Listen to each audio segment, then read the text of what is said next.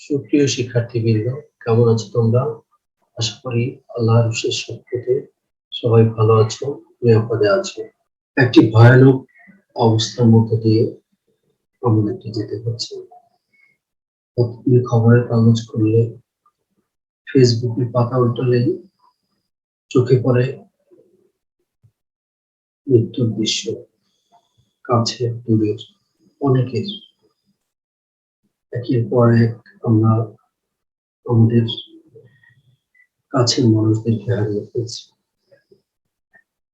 এই অবস্থা কখন দূরীভূত হবে, কখন আমরা এই অবস্থা থেকে মুক্তি পাবো, এমন একটি সংশয়ের মধ্য দিয়ে আমাদেরকে অতিবাহিত করতে হচ্ছে।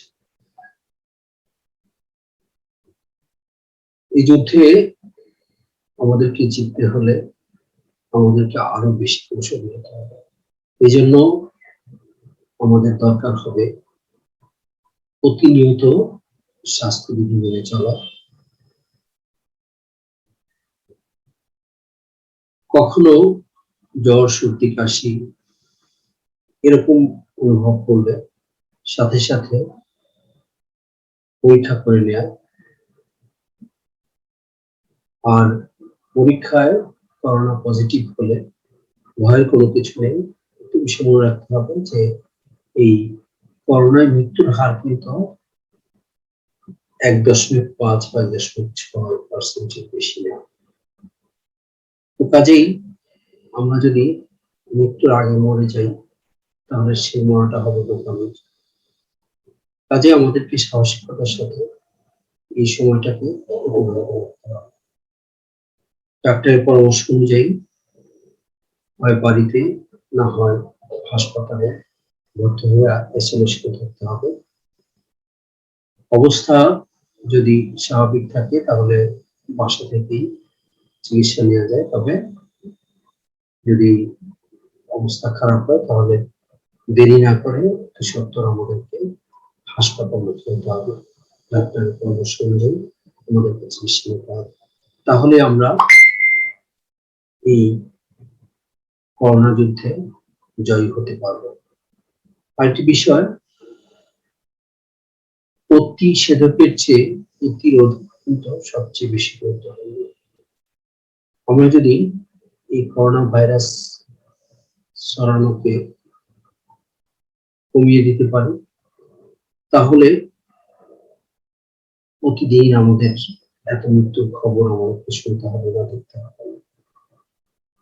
এই জন্য আমাদের সবাইকে আরো বেশি সহযোগী হতে হবে, আরো বেশি দায়িত্বশীল হতে হবে। নিয়মিত স্বাস্থ্যবিধি মেনে চলতে হবে। সবসময় অর্থাৎ ঘর থেকে বের হলেই মাস্ক পরিধান করতে হবে, জনসমাগম এড়িয়ে চলতে হবে, আর অবশ্যই একটু পর পর হ্যান্ড স্যানিটাইজার অথবা সাবান পানি দিয়ে হাত ধুতে হবে। আসো আমরা সবাই করোনা যুদ্ধে একসাথে ঝাঁপিয়ে পড়ি। আমার বিশ্বাস আমরা যদি সবাই সচেতন হই তাহলে অতি সহজেই আমরা এই যুদ্ধে জয়ী হতে পারবো।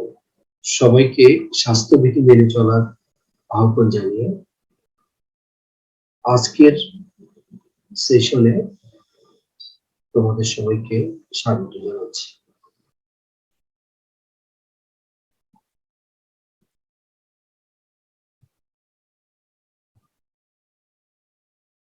আজকে আমি বিবিএ অনার্স থার্ড ইয়ারের ফিনান্সিয়াল ম্যানেজমেন্ট বিষয়ের সেকেন্ড চ্যাপ্টার অর্থাৎ capital budgeting and risk analysis নিয়ে আলোচনা করব। আজকের পাঠ শেষে প্রিয় শিক্ষার্থীবৃন্দ তোমরা যে বিষয়গুলো জানতে পারবে বা ব্যাখ্যা করতে পারবে, different categories of risk or classification of risk. চলে যায় আমাদের মূল আলোচনা capital budgeting and risk analysis. গত ক্লাসে আমরা ক্যাপিটাল বাজেটিং নিয়ে আলোচনা করেছি এবং রিস্ক এন্ড আনসার্টেনিটি নিয়ে আলোচনা করেছি। আজকে আমরা আলোচনা করব ক্যাটাগরাইজ অফ রিস্ক নিয়ে। আমরা জানি যে আর্থিক ক্ষতির যে সম্ভাবনা সেটি হচ্ছে রিস্ক, আর এই রিস্ককে প্রধানত দুই ভাগে ভাগ করা হয়, একটি হচ্ছে আনসিস্টেমেটিক রিস্ক, আরেকটি হচ্ছে সিস্টেমেটিক রিস্ক। তো প্রথমে আমরা আসি যে এই আনসিস্টেমেটিক রিস্ক বলতে আমরা কি বুঝি। সাধারণত অদক্ষ ব্যবস্থাপনা, ত্রুটিপূর্ণ উৎপাদন ব্যবস্থা, শ্রমিক অসন্তোষ ইত্যাদি কারণে যে ঝুঁকির সৃষ্টি হয় তাকে আমরা আনসিস্টেমেটিক রিস্ক বলে থাকি। এই ক্ষেত্রে একজন ব্যবস্থাপক তিনি যদি দক্ষ হন, তিনি যদি দূরদৃষ্টি সম্পন্ন হন, তাহলে তিনি কিন্তু চাইলে এই রিস্কটাকে অনেক ক্ষেত্রে কমিয়ে নিয়ে আসতে পারেন। এই জন্য এই রিস্কটাকে বলা হয় অ্যাভয়েডেবল রিস্ক, অর্থাৎ ব্যবস্থাপক চাইলে এই রিস্ককে কি করতে পারে, অ্যাভয়েড করতে পারে, মিনিমাইজ করতে পারে। তো এই আনসিস্টেমেটিক রিস্ককে আবার দুই ভাগে ভাগ করা হয়, একটা হচ্ছে বিজনেস রিস্ক আর একটা হচ্ছে ফিনান্সিয়াল রিস্ক।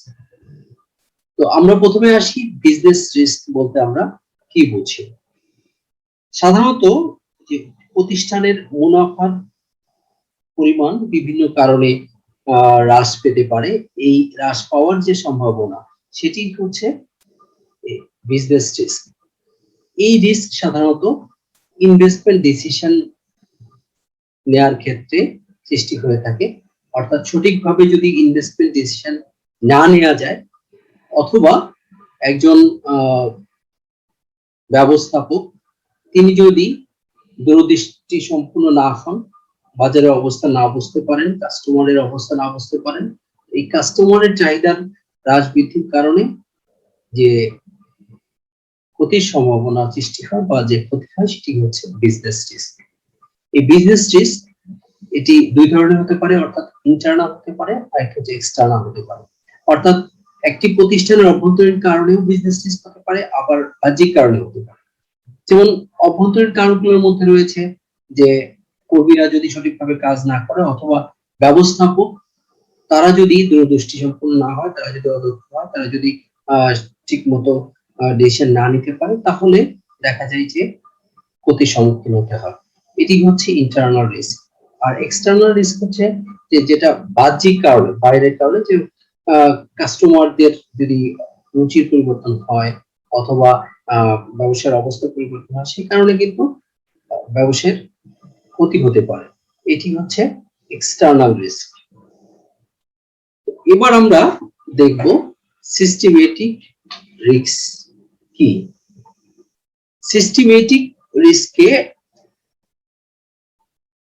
অপরিহার্য রিস্ক বলা হয়, অর্থাৎ আনঅ্যাভয়েডেবল রিস্ক বলা হয়। কারণ কোনো ব্যবস্থাপক চাইলেই কি করতে পারেন না, তার দূরদৃষ্টিটা, তার দক্ষতা দিয়ে এই রিস্কটাকে এড়াতে পারেন না। এই জন্য এই রিস্কটাকে আনঅ্যাভয়েডেবল রিস্ক বলা হয়। এটি শুধুমাত্র একজন ব্যবস্থাপক তার দূরদৃষ্টির মাধ্যমে, সে যদি দূরদৃষ্টি হয় অথবা তার যদি অনেক দক্ষতা থাকে, ট্যালেন্ট থাকে, তাহলে কিছুটা মিনিমাইজ তিনি করতে পারেন। সাধারণত প্রাকৃতিক দুর্যোগ, অর্থনৈতিক কারণ, বিভিন্ন সরকারি নীতির পরিবর্তন ইত্যাদি কারণে এই ধরনের ঝুঁকি সৃষ্টি হয়ে থাকে। এই ঝুঁকিকে তিনটি ভাগে ভাগ করা হয়, একটি হচ্ছে মার্কেট রিস্ক, আরেকটি হচ্ছে ইন্টারেস্ট রিস্ক, একটা ইনফ্লেশন রিস্ক। অর্থাৎ মার্কেট ফোর্সেস এর পরিবর্তনের কারণে যে রিস্ক সৃষ্টি হয় সেটা হচ্ছে মার্কেট রিস্ক। আর ইন্টারেস্ট রেট এর বৃদ্ধির কারণে যে ক্ষতির সৃষ্টি হয় সেটি হচ্ছে ইন্টারেস্ট রিস্ক।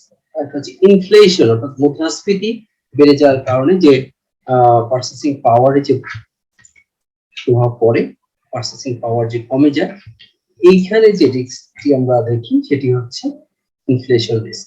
তো এগুলো হচ্ছে সিস্টেমেটিক রিস্ক। এই রিস্কের উপর কিন্তু মানুষের কি নেয়, হাত নেয়, এই রিস্কগুলো অ্যাভয়েড করতে পারে। তো আমরা সিস্টেমেটিক রিস্ক কি সেটা আলোচনা করেছি, এবং সিস্টেমেটিক রিস্কের মধ্যে তিনটি বিষয় ছিল: মার্কেট রিস্ক, ইন্টারেস্ট রিস্ক, আর ইনফ্লেশন রিস্ক, এগুলো নিয়ে আলোচনা করেছি। আনসিস্টেমেটিক রিস্ক নিয়ে আমরা আলোচনা করেছি, আনসিস্টেমেটিক রিস্কের কারণগুলো নিয়ে আলোচনা করেছি। এবার আমরা দেখব যে আরো কিছু রিস্ক রয়েছে যেগুলো ব্যবসার ক্ষেত্রে খুবই ভাইটাল, সেগুলো নিয়ে এখন আমরা আলোচনা করব। প্রথমে আসি যে পিওর রিস্ক। পিওর রিস্ক বা এটাকে বলা হয় খাঁটি ঝুঁকি। এখন এই খাঁটি ঝুঁকি বলতে আমরা আসলে কি বুঝি? যে ক্ষেত্রে কোন ধরনের কোনো লাভের সম্ভাবনা থাকে না, অর্থাৎ ক্ষতির সম্ভাবনা থাকে, সেই রিস্ককে আমরা বলে থাকি পিওর রিস্ক। এখন তোমরা হয়তো বলতে পারো যে এই কোন লাভের সম্ভাবনা না থাকার পরেও তারপর কেন একজন বিনিয়োগকারী সেখানে বিনিয়োগ করবে? সাধারণত এই ক্ষেত্রে যারা সমাজসেবী অথবা সমাজের ভালো চেয়ে, তারা সাধারণত সমাজের কল্যাণমূলক কাজের জন্য সাধারণত এই ধরনের রিস্ক গ্রহণ করে তারপর ব্যবসা বাণিজ্য করে থাকে। সাধারণত একটি দেশের সরকার তার জনকল্যাণের উদ্দেশ্যে এই ধরনের কার্যক্রম গ্রহণ করে থাকে। অর্থাৎ সরকার যদিও জানে যে এখান থেকে কোনো আউটপুট আসবে না, তারপরেও কিন্তু এখানে কি করে সরকার? বিনিয়োগ করে, শুধুমাত্র জনকল্যাণ সাধনের জন্য। এবার আসা যাক স্পেকুলেটিভ রিস্ক। স্পেকুলেটিভ রিস্ক হচ্ছে ফটকা ঝুঁকি। অর্থাৎ এই ঝুঁকিটি এটা সাধারণত অর্থনৈতিক কারণে, বিশেষ করে অর্থনৈতিক অনিশ্চয়তা থেকে এটি সৃষ্টি হয়ে থাকে। আর এই ঝুঁকির ক্ষেত্রে লাভ এবং ক্ষতি হওয়ার সম্ভাবনা বেশি থাকে। সাধারণত লাভ হলে অনেক সময় অনেক বেশি লাভ হয় এবং ক্ষতি হলে অনেক সময় বেশি ক্ষতি হতে পারে। আর এই ফটকা ঝুঁকির একটি উল্লেখযোগ্য বৈশিষ্ট্য হচ্ছে যে এই ফটকা ঝুঁকির সাথে সংশ্লিষ্ট যে পক্ষ, এর এক পক্ষ যদি ক্ষতিগ্রস্ত হয়, আরেক পক্ষ কি হয়? লাভবান হয়। আর এই ফটকা ঝুঁকি এটা কিন্তু বীমাযোগ্য না, অর্থাৎ এর এগেইনস্টে কোনো বীমাকারী বীমা গ্রহণ করেন। তো এই ধরনের রিস্ককে আমরা সাধারণত স্পেকুলেটিভ রিস্ক বলে থাকি। সাধারণত দেখা যায় যে শেয়ার মার্কেটে যে বিজনেসটা, সেটা অনেকটা স্পেকুলেটিভ বিজনেস হয়ে গেছে, কারণ এই ক্ষেত্রে অনেকেই দেখা যায় যে তারা মার্কেট সম্পর্কে কোনো কিছু অবগত না হয়ে অধিক লাভের উদ্দেশ্যে তারা কি করে? মার্কেট থেকে তারা শেয়ার, ডিবেঞ্চার এইগুলো ক্রয় বিক্রয় করে। তো এই ক্ষেত্রে লাভের সম্ভাবনা যেরকম বেশি, ঠিক তেমন লসের সম্ভাবনাটাও বেশি। এবার আমরা দেখব স্ট্যাটিক রিস্ক। স্ট্যাটিক রিস্ক হচ্ছে স্থির ঝুঁকি, অর্থাৎ যে ঝুঁকি স্থির থাকে, মানুষের ত্রুটিজনিত কারণে এবং প্রাকৃতিক শক্তির কারণে এই ধরনের ঝুঁকির সৃষ্টি হয়। সাধারণত মানুষের কৃতকর্ম বা মানুষের দুষ্কর্মের ফলে বা প্রাকৃতিক কারণে এই ধরনের ঝুঁকির সৃষ্টি হয়ে থাকে। আর এই ঝুঁকি দ্বারা সামাজিকভাবে মানুষ ক্ষতিগ্রস্ত হয়। আর এই ঝুঁকি এটি বীমা করা যায়, অর্থাৎ এটি বীমাযোগ্য ঝুঁকি। আর ঝুঁকির যে প্রতিকূল প্রভাব সেটি সমাজের উপর পড়ে। এবার দেখবো আমরা ডাইনামিক রিস্ক বা চলমান ঝুঁকি। মানুষের চাহিদার পরিবর্তন, প্রযুক্তিগত উন্নয়ন এবং সাংগঠনিক পরিবর্তনের কারণে যে ঝুঁকি সৃষ্টি হয় সেটি হচ্ছে ডাইনামিক রিস্ক। এটি মূলত অনেকটা ফটকা ঝুঁকির মতো, অর্থাৎ স্পেকুলেটিভ রিস্কের মতো। আর এই ঝুঁকির ব্যাপকতা অনেক বেশি।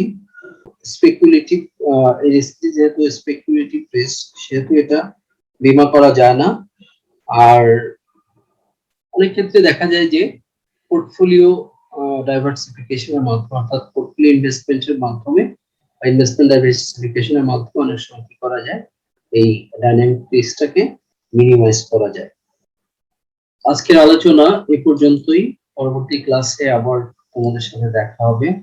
সে পর্যন্ত সবাই ভালো থাকো, সুস্থ থাকো। আল্লাহ হাফেজ।